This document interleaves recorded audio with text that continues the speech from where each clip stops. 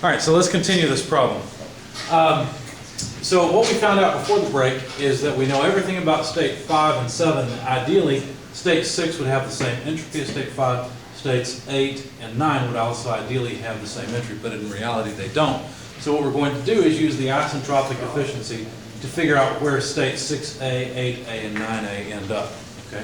Let's start with the transition from 5 to 6a, and we could write that the isentropic efficiency of turbine 1, okay, which is going to be the high pressure turbine, would be equal to the specific work actual over the ideal specific work. Because once again, we won't get as much actual work out of the turbine as we would like to.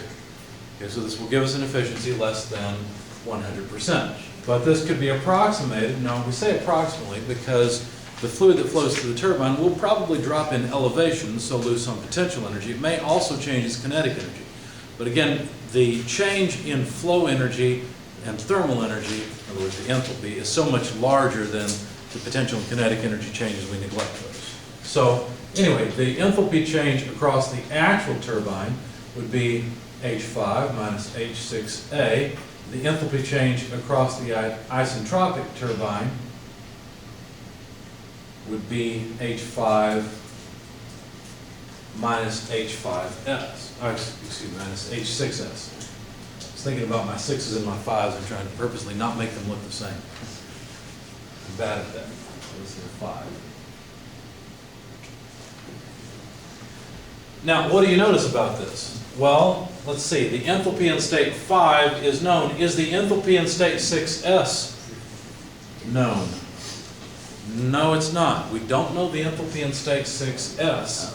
Right, we know the isentropic efficiency of the turbine, but we don't have this yet. How could we find it? Well, we know that the pressure in state 6 is 3,000 kilopascals. We also know that the entropy in state 6s should be the entropy in state 5, which is 6.7266 kilojoules per Kelvin per kilogram. That's two pieces of information that tells us really state 6s is solved. Okay? So what you have to do is go back to the back of the book and look up. Now I want you guys to do this because this step is a little bit tricky and some of these things are worth the practice. Well, all of it's worth the practice. We don't have time. This was particularly valuable. So go to the back of your book, go to the saturated table and look up 3 megapascals or 3,000 kilopascals. Once somebody has a page number, please yell it out. 917. 917. Okay, so the saturated water pressure table, I guess, is on 917. Look up a pressure of 3,000 kilopascals and go over and read off the entropy of saturated vapor. How much is it? 6.1856. And ours is higher. What does that tell you? Superheated. Superheated, okay? So if you go over to the superheated table, what you'll find is that you have to interpolate. When you interpolate, you can find the enthalpy in state 6s. Okay? We've done this before, so I'm not going to go through that. When you calculate the entropy or the enthalpy in state 6s, what you get is 3,105.10 or so. That's what I got when I interpolated. Okay?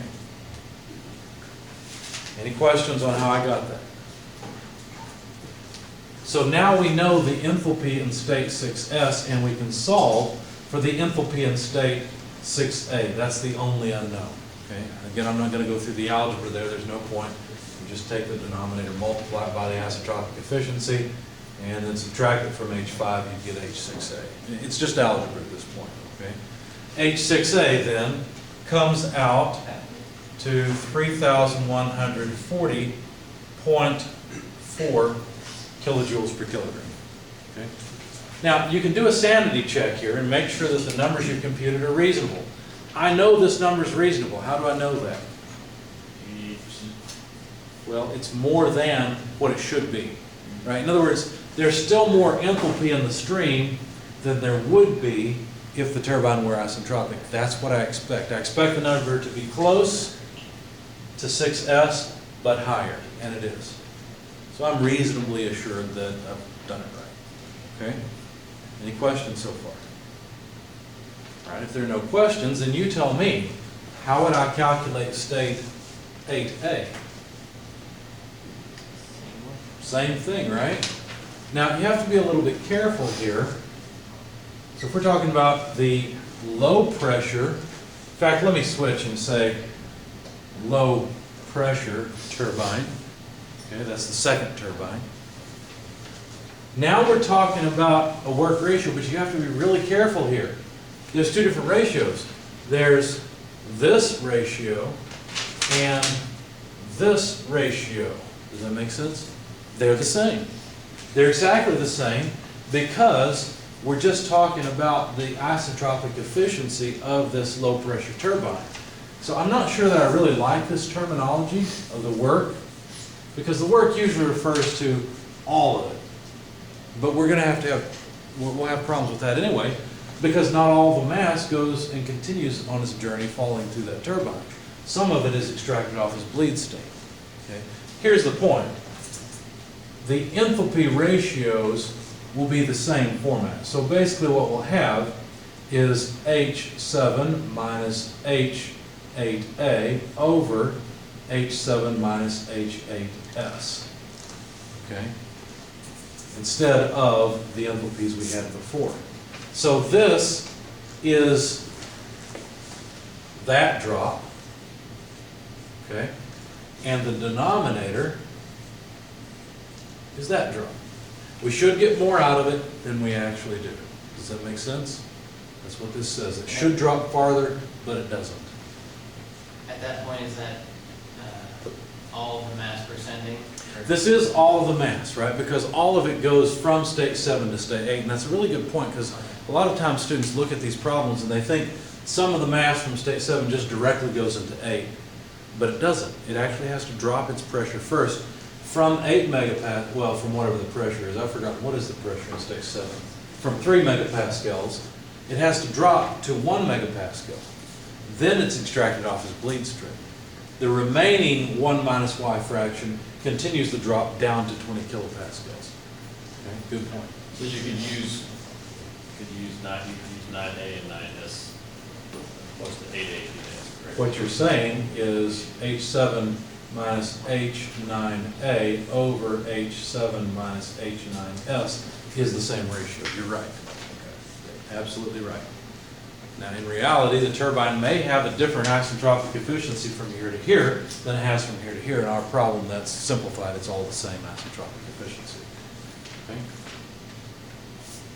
Now, what's my next step? Let's forget about this for just a second. We'll deal with that in a moment. But what's my next step in order to find H8A? To find the enthalpy in state 8A. What do we do? You'll have to interpolate for H8S. We will, but how will we do that? What will it be based on? You're on the right track. What do I do down here? Oh, put in pressure at 8 and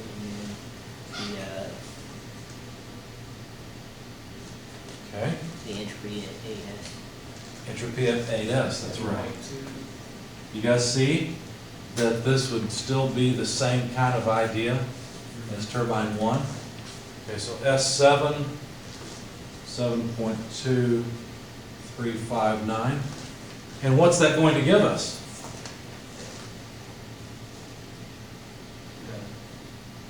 What could we get from this? Anything we want, Yeah. right? In this case, 8S. Why is it not 8A? Because there's an efficiency involved. That's because we've used an isentropic equation. We've assumed that we're talking about an isentropic system, so it must be 8S. Okay? We're going to use the isentropic efficiency to go to 8A. Okay? Anyway, you're right. You'll end up having to interpolate. You end up in the superheated region like we showed before. Okay? It turns out the same.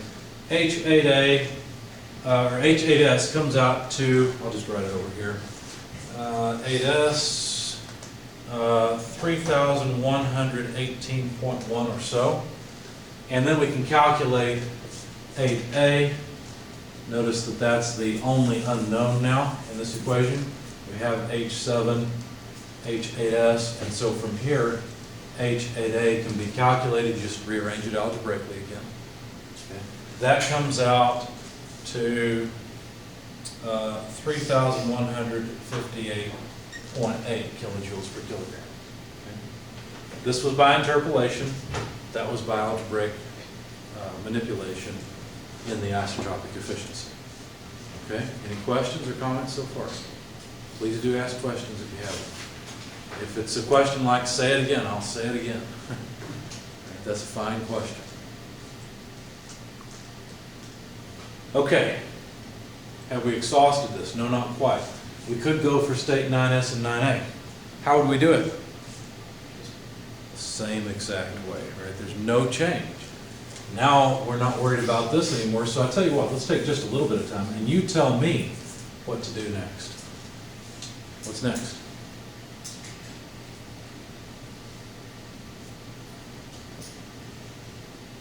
Figure out the 9S entropy.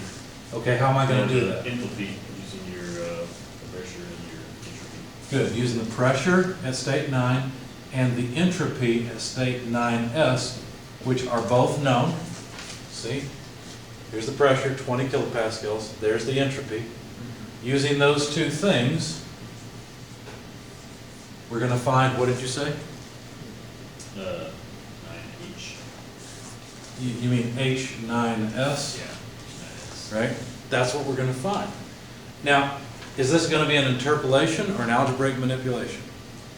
Interpolation. It's going to be an interpolation, right? Because we're going to go to the table, look up that pressure, look up that entropy, and find the enthalpy. There's a small problem, and we'll get to that in just a second. Let me note one thing. One of the things they asked us for was the temperature in state 8A. We've already solved the state. You can see that, right? We've got the enthalpy, we've got the pressure, so you can go and figure out the temperature.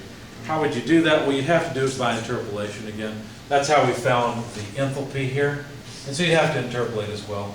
But I want you guys to go into the superheated table and see if you can tell me what the temperature will be between. You've got a pressure of a megapascal and an enthalpy of 3158.8.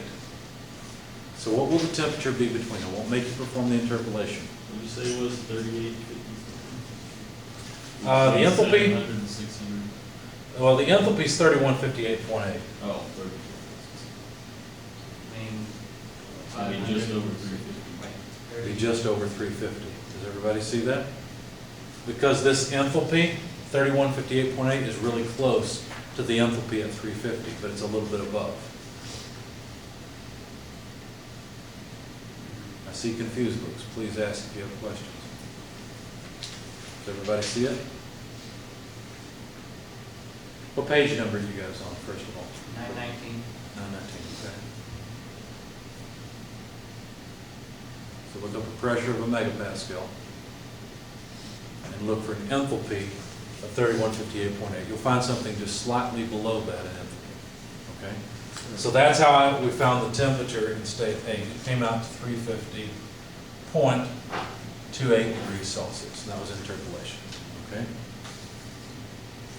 That was one of the questions, and that's why I threw that in there. Let's put a box around it because that's one of the things they wanted to know.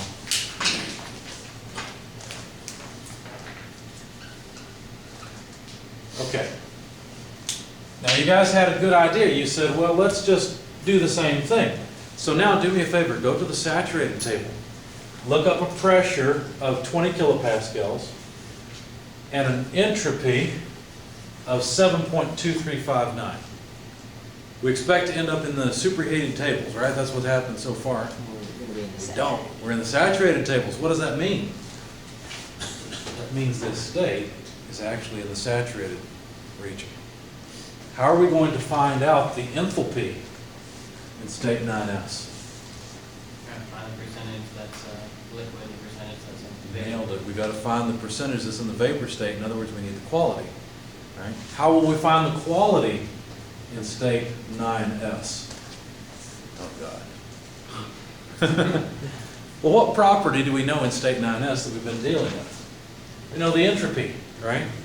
So what you would do is take the entropy that's known, which is actually less than the saturated vapor entropy, right? Or saturated liquid. Yeah, it's less than the saturated vapor entropy, but you subtract from it the entropy of saturated liquid. So what is the entropy of saturated liquid? At 20 kilopascals, obviously. 251.42. How much? 251.42. That's not what I've got. Did I do it wrong? 832. 0.832? Oh, entropy. Yeah. Everybody see where I'm getting this from? That makes sense. Okay. If you have questions, please feel free to ask me or ask your neighbor. Sometimes you just get lucky and see it quickly. Okay. Now, what am I going to put in the denominator here? This is the entropy minus the entropy of saturated liquid. What should I put in the denominator? Entropy minus the entropy of gas of the vapor. So Sg minus Sf. SFG, in other words. Okay. So basically what I've done here is I've written down S9S minus SF over, I want Sg minus Sf, which is just SFG. Okay. How much is SFG? All of it, right? 7.0752. 7.0752, good. And the units are all the same, so I didn't bother writing down what they are. So you end up with a quality of about 0.9051, about 90.5% quality. What does that mean? That means most of it's in the vapor phase. Now be careful. This is 9S. 9A could actually be in the superheated region. We don't know. So why did we do this? So that we can do this. HF plus X9S HFG. That's the whole reason for doing it. Okay, that way we get the enthalpy in state 9X, or 9S. All right, so where are we going to get this HF and HFG from? What line? The same one. Same one, the 20 kilopascal line. Okay, so if you look on the 20 kilopascal line, you can look up HF and HFG. I won't bother writing them down. You see what the quality is. You see where you get HF and HFG. I'll just write down that the enthalpy in state 9S comes out to about 2,385.2. And that's just from this equation here. How about 9A? Well, notice now we've got everything we needed like before, right? We played the same game. We rearranged this equation algebraically. We've got that this is 88%, so it's straightforward. Okay. We have H7, it's right there. H9S, we just found, right there. You can rearrange and solve for 9A. When you do that, you'll find that the enthalpy is 2,513.9. Now you tell me what sanity check you would use to make sure that that's a reasonable number. It's higher than what the idealized version said it should. That's right. So we're not getting as much drop across here as we should. Does that suggest to you that maybe this point's in the superheated region? I think it does. Let's find out if the diagram's accurate. Notice we have 20 kilopascals, 2,514 or so kilojoules per kilogram. So go to the saturated tables at 20 kilopascals and look up the enthalpy of saturated vapor. What number do you get? 251.42. Okay, you're looking at HF, we need HG. 2608.9. Okay, so this 2513.9, what does that tell us? Barely under it, which is, it's barely saturated. It's just. It's still saturated, right? Yeah, it's barely though. Okay. But what else do you know about it? What would you know about the quality in state 9A? And it's very high, right? It's higher than this, right? In fact, we could calculate the quality in state 9A. All we have to do is do something like this. H9A equals HF. This is the same HF because it's at 20 kilopascals plus X9A HFG. It's the same HFG. Of course, now we know 9A, right? And we're looking for the quality in state 9A. Nobody asked us for that. We don't need it, so we won't bother doing it. You guys intuitively know it's greater than 9S. Okay? So why bother with it? All right. Have we got everything we need? Almost. We still have to deal with state 10 and state 4. Those were the two states I did not include on the diagram. Where are they? Where are they in the physical system? C10 is between the closed FWH and the mixing chamber. Right, so it's around the closed feed water heater and the mixing chamber. Now here's a small problem. They did not give us the closed feed water heater effectiveness, right? We don't know how good a job that is doing. And you might look at it and say, well, don't we know everything around it? Don't we know the incoming and outgoing streams? I mean, we know state 8, state 2, state 3. This almost looks like just a heat exchanger problem. The problem is there's two unknowns in the heat exchanger equation. If you write an energy balance around the closed feed water heater, you'll realize you don't know the mass flow rates going through it, right? And so you basically have one equation with two unknowns. The two unknowns are the exiting enthalpy at state 10 and the flow rate through either 8 or 2. Yes? Could we use a second equation that 2 and 8 have the total mass? 2 and 8 do have the total mass. In fact, we'll use that, but we still have two unknowns. Let me show you why. Let's write down, it's probably a good practice to write down the energy balance for the closed feed water heater. So let's get rid of all this. Let me draw it and show you what it would look like. In fact, I think that's what I did next to mine. Yeah. All right, so basically the heat exchanger would just say energy flow rate in equals energy flow rate out, right? So we could write that the mass flow rate in stream 8 times the enthalpy that it carries. Now what is that? That is a stream coming into the closed feed water heater plus the other stream's energy coming in. Mass flow rate in stream 2 times the enthalpy in stream 2. See how both those are coming in? Okay. Equals what? Help me finish this off. This is the energy flow rate in being carried by mass. Let's write the energy flow rate out being carried by mass. What would I write there? The mass of 10 with its enthalpy. Good. Plus? Plus the mass of 3 with its enthalpy. So the mass flow rate of 3 multiplied by its enthalpy. Okay? This just says energy flow rate in equals energy flow rate out. Okay? Now, instead of writing it this way, let's write all of these mass flow rates in terms of the mass flow rate going through the boiler, m dot 5.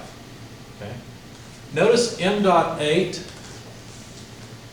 or stream 8, has y%. So couldn't I write y m dot 5 h 8?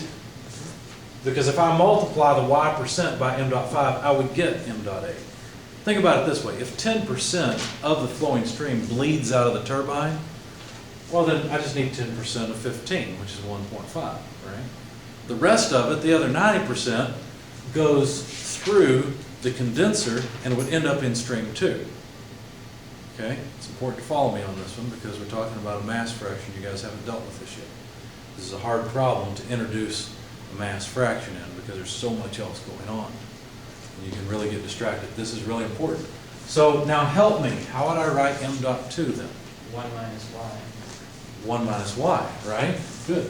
1 minus y multiplied by what? The total mass we have. Total mass flow rate, m dot 5. This is m dot 2. Okay. Multiplied by h2. Okay. Now you guys are experts at this. Okay. So help me write m dot 10. What would I do there? M dot 10 is the y. Is it y? Yeah, wait.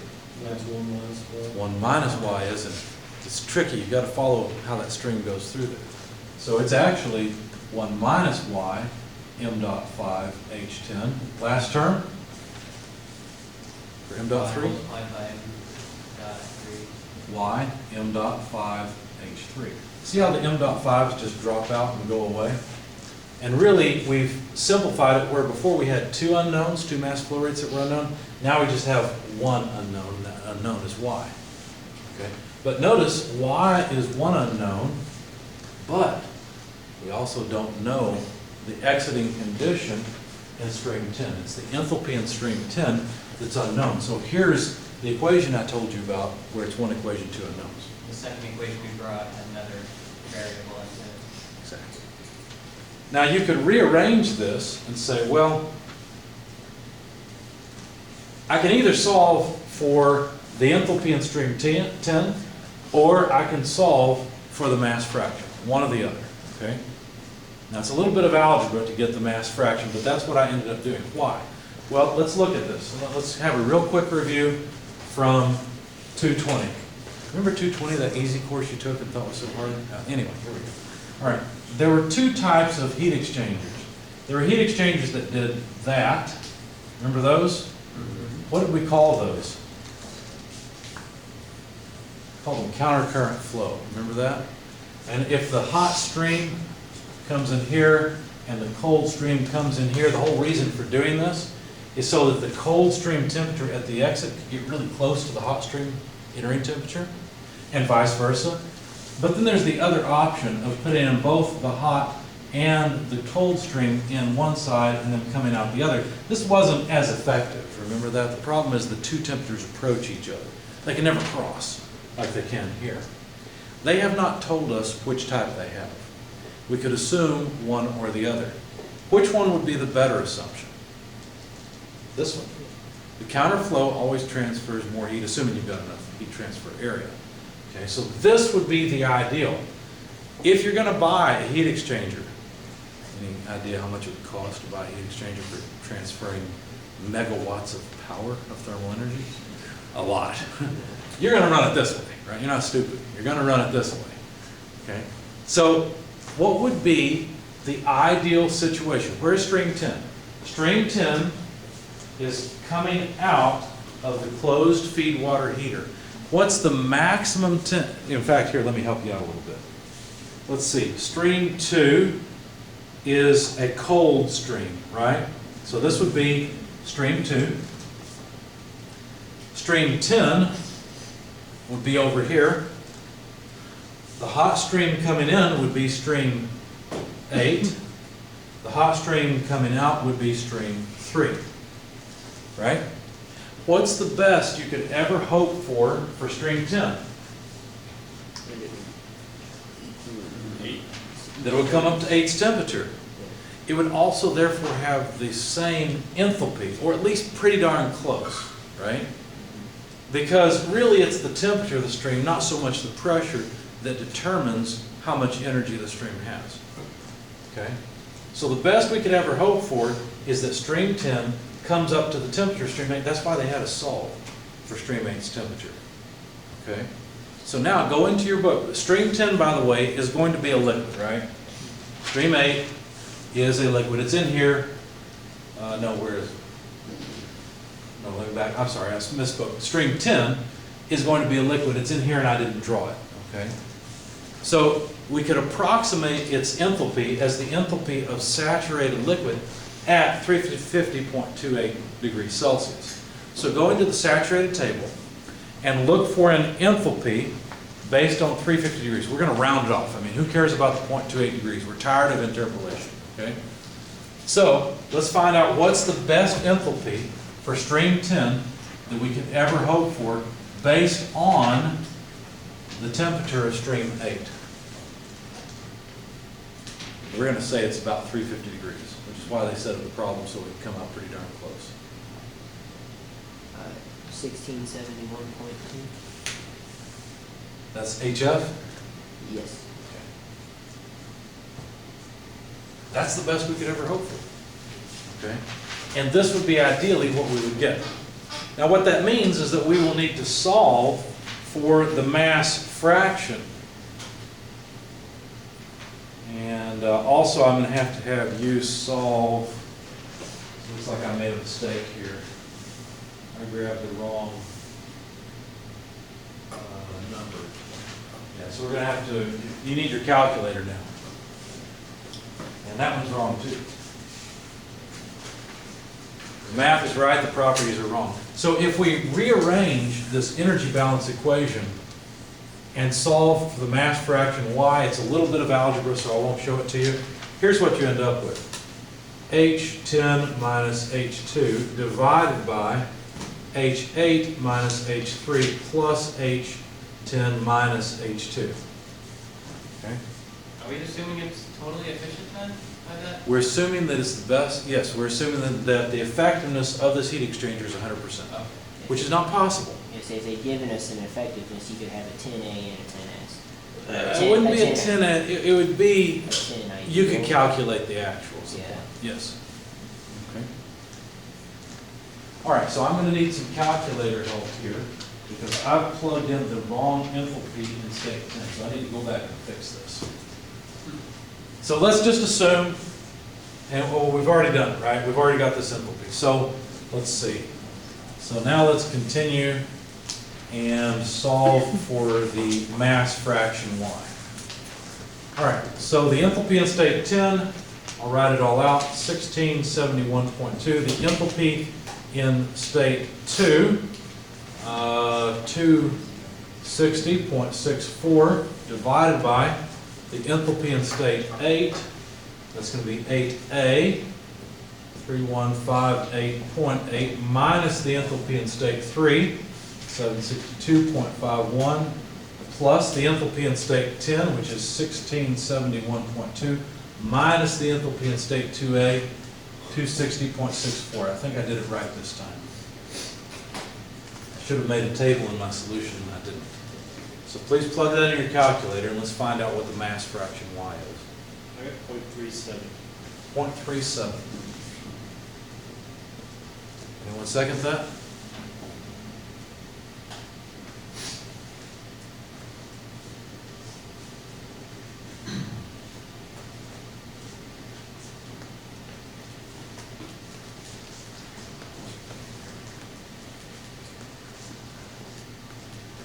Would this problem be any easier to solve to get y if you did it around the pusher turbine?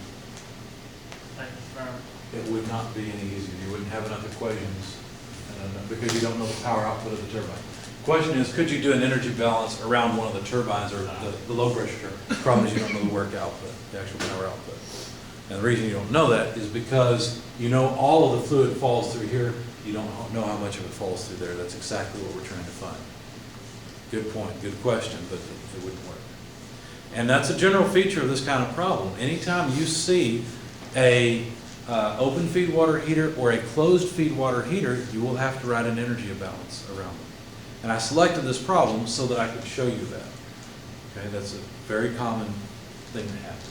So we've got a second on this? Yeah. Okay, great, thanks. Okay, so now why don't we, since you guys like numbers, why don't we go ahead and just calculate, say, the mass flow rate going through 1, m dot 1. How would you do it? Well, you take 1 minus y times m dot 5. So take what? 63% of 15? How much is that? 9.45. How much? 9.45.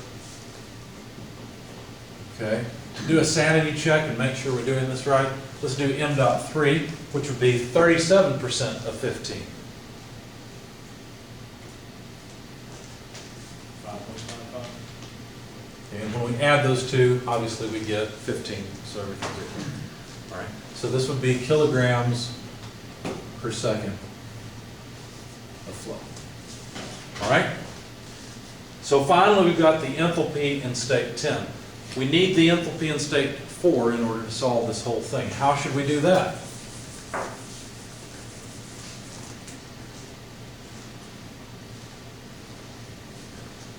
Well, how about the mixing chamber? How about if we write an energy balance around the mixing chamber?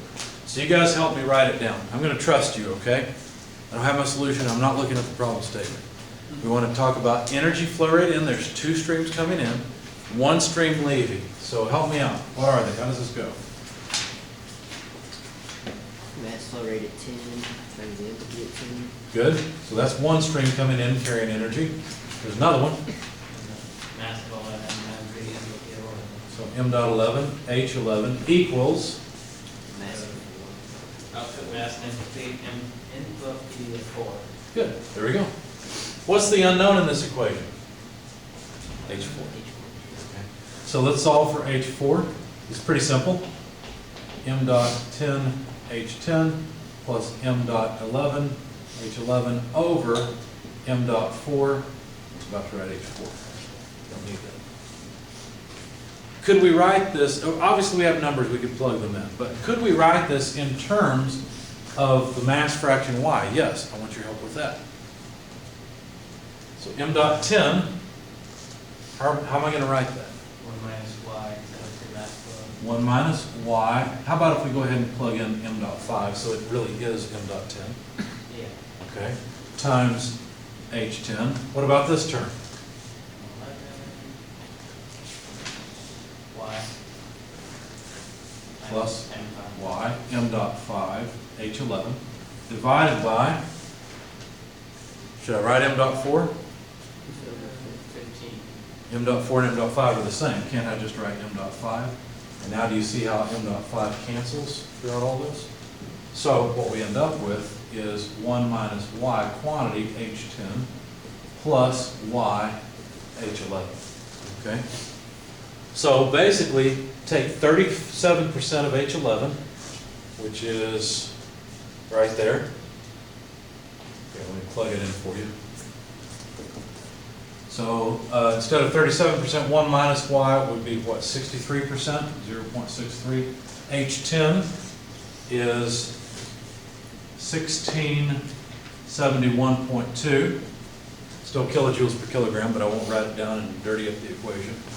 Y, 0.37, H11, H11A, 771.47. Okay, so plug that into your calculator, please. And that will be the enthalpy in state 4. Again, I didn't have the right H10 in my solution, so I wouldn't end up with the correct H4.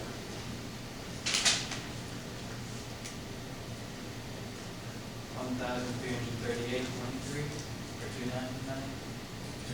299? 238.3. Yeah. Second, I think. Okay, so there we go. Whew. We've won. Have we answered any of the questions they wanted us to? Yes. We don't care. We won. Let's find out. First thing they wanted us to find the temperature of the steam at the inlet of the closed feed water heater. Check. That's the temperature in state 8. We got that. We saw why they wanted us to find it later on, because that would be the maximum temperature in stream 10. Okay. B, the mass flow rate of the steam extracted from the turbine. Well, that was the energy balance. That was finding really the mass fraction Y, right? We've got that. We've got all the mass flow rates everywhere. There's only 3 of them, right? The sum of the 2, and then the Y and the 1 minus Y part. Which one did they ask for in particular? Mass flow rate of the stream extracted. That would be m dot 8, which is a Y. And so that's the smaller one. Yeah, m dot 3. Got that? You may as well go ahead and put a box around. Well, there we go. That's one of the answers. C, the net power output. We have a little more work. How are we going to calculate the net power output? The answer they got for B is a lot smaller than ours.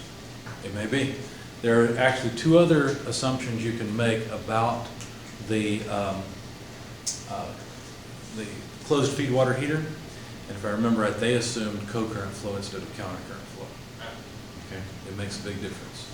So did they end up, what did you say they ended up with what? 2.64 2.64 for what? B, XY. Okay. So basically they ended up with a much lower mass flow rate. What would that mean? That would mean they're not transferring as much energy into the stream, which would be consistent with a co-current flow. And it sort of looks like that in the picture, but it's confusing because really it's cross flow, right? So who knows what it really is? Magic. Magic.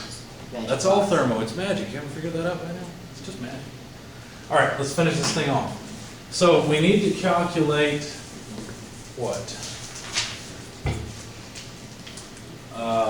Let's see. I don't remember. What did they ask for? Power output. How are we going to calculate the power output? Now, they're talking about the net power output, Yeah. right? Ouch, that's even worse. You know why? We've got 2 non-isentropic pumps to work with, 2 turbines to work with. So what would that look like? Well, the net power output, you want the whole equation or pieces? What do you want? Start with the whole. Right. The whole thing, here you go. The net power output would be equal to the mass flow rate through the high pressure turbine, which is all of it, right? And I'll just use m dot 5 to represent that, multiplied by the enthalpy drop across the high pressure turbine. That's H5 minus H6A. That's part of it, but we're not done yet, right? That's just the power output from the high pressure turbine. Plus, well, all the mass flows through the beginning part of the low pressure turbine. So m dot 5 H7 minus H8A, but then some of it continues through the low pressure turbine, but not all of it, right? How much continues? M dot 1. This is the amount that continues and goes through the condenser. This was the bleed stream, okay? So I'll just use m dot 1 multiplied by the rest of the drop, H8A minus H9A. It's supposed to be a 9. Can't seem to think of how to make a decent 9. Let's try it like that. Okay. But that's not all the story either. That's just the power output from the two turbines. Can you The explain the pumps second require turbine again? input. What's that? Can you explain the second turbine again? Yeah, second turbine, all of the mass falls from state 7 to state 8A. That's why I've got an m dot 5 here, H7 minus H8A. But only some of the mass, m dot 1, okay, goes from state 8A to state 9A. In fact, let me move this out of the way. It's just confusing us now. Okay, so there's the drop through the rest of the low pressure turbine. Okay. Good question. Anything else? What am I missing here? The subtractions of the pumps, right? Subtraction of the pump. How much power does the pumps require? Does all of the mass flow through pump 1 from state 1 to 2A? God only knows by now, right? Our brains are fried. We have no idea. Well, no, not all of it does. In fact, m dot 1, the mass that continued through the low pressure turbine, flows through pump 1. So it goes from, or up to H2A from state 1.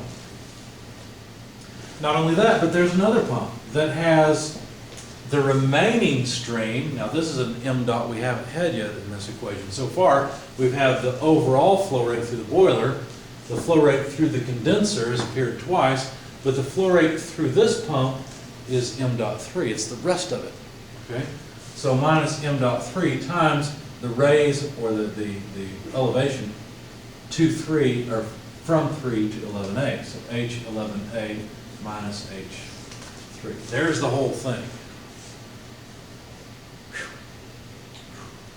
Okay. So how do we get the net power output? Well, we got to plug in some numbers. It's a lot of numbers to plug in. Well, grab your calculator, let's do it. I'll try to write down the numbers and you punch it in. Let's see who can go the fastest. So m dot 5, 15 kilograms. I'm going to combine the enthalpies here. H5, 3399.5 minus H6A. That's 3140.4. That's the same mass flow rate, so plus H7, which is 3457.2, minus 8A, 3158.8. Okay, so then plus m dot 1, 9.45. That should be per second. And this should be kilojoules per kilogram. Anyway. Okay, so then where am I? I'm working on the rest of the drop through the low pressure turbine. So H8A, that's here, 3158.8 minus H9A, which is 2513.9. Those are again kilojoules per kilogram.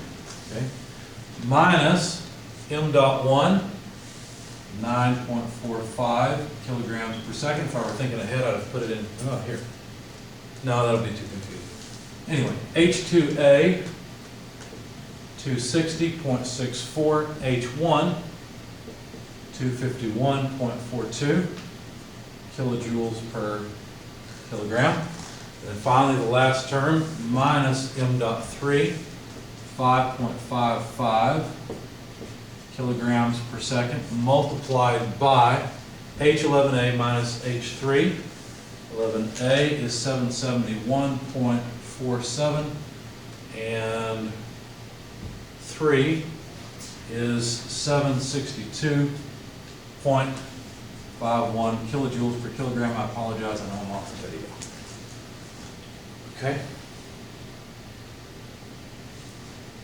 H4A, where'd you get that? Not 4, this is 11. Oh, okay. That's why I plugged in 11. Right there.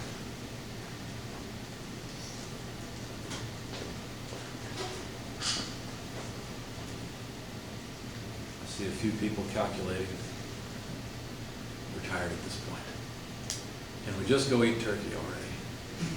I got 14,319.95. 14,000, how much, I'm sorry, 319? Yeah. How about 320? Yeah. It's the number of the course, it may as well be I 320. confirm. Concur? Okay. The units would be kilowatts because it ends up being kilojoules per second. So that's 14.3 megawatts or so is the net power output of this power plant. Okay? That's one thing they wanted us to find. They also wanted us to find the thermal efficiency. Well, how would we calculate thermal efficiency? Let me get rid of this thing. We don't need it anymore. Once you've solved all the states, you really don't need the cycle diagram most of the time. The thermal efficiency would be the network output, and we could use power, over the net heat flow rate input. Correct. Now we have to calculate the heat flow rate input. Where does heat flow occur? I shouldn't have erased the TS diagram quite so quickly. Where does heat flow occur? In between 6 and 7, right? That's one place. In between 4 and 5. 4 and 5, right? So the heat for essentially the high pressure turbine happens from 4 to 5. But the reheat for the low pressure turbine happens from 6 to 7. So the way we'd write it is like this. We want all of the mass flow rate through the system that goes to H5 from H4, but we also have reheat. So now how much of the stream gets reheated? All of it. All of it. Ah, how nice. No Y fraction stuff here, right? So m dot 5 times the raise, the change, the increase in potential from 6 to 7. And there's no input energy from the crossflow. That's already, that's from the. That's an internal change within the system. So if you draw an energy balance around the entire process, okay, you're looking for heat input, and that would Yeah, only the happen. boiler's coming. Yep. All right. Let's get rid of some of this big work equation. Have some more space for this. So let me factor out the m dot 5. That's 15 kilograms per second. H5 is 3399.5. H4 is 1338.3. H7, I can just put it all together because the mass flow rate's the same, it's 3457.2. H6, I need H6A, is 3140.4. And that would all be kilojoules per kilogram so that we get kilowatts of power input. So find a number here also for me, if you would, please.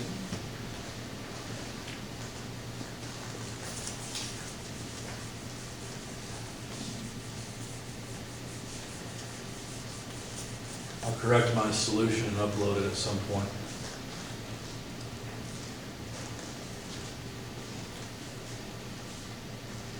$34,920. 34,920 kilowatts. Anyone second that?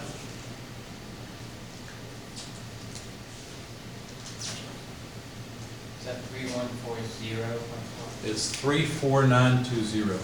No, not the last piece of the, Oh, this, yeah, 3140.4. It's from right there, the enthalpy in state 6A.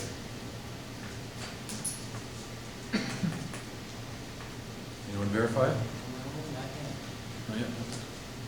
If you have a different number, just shout it out. What was our net worth earlier? We're gonna write that down. 35,672. Oh, there it is. No, we had it, I think I've erased it. How much was it? 35,670. That's what it should have been. This should be 35, Yeah. 670. I can type up. Sure. That's why we verify. What was the net power output? It was 14,320 yeah. kilowatts. Does this make sense? Is this possible? Sure. More heat comes in than work comes out. So now let's calculate the efficiency. 14,320 over 35,670. What do you get for the efficiency? 40%. Does that seem like a reasonable efficiency? It's pretty good. I would say that's quite reasonable. The power plant we went to used to have an efficiency of about 36%.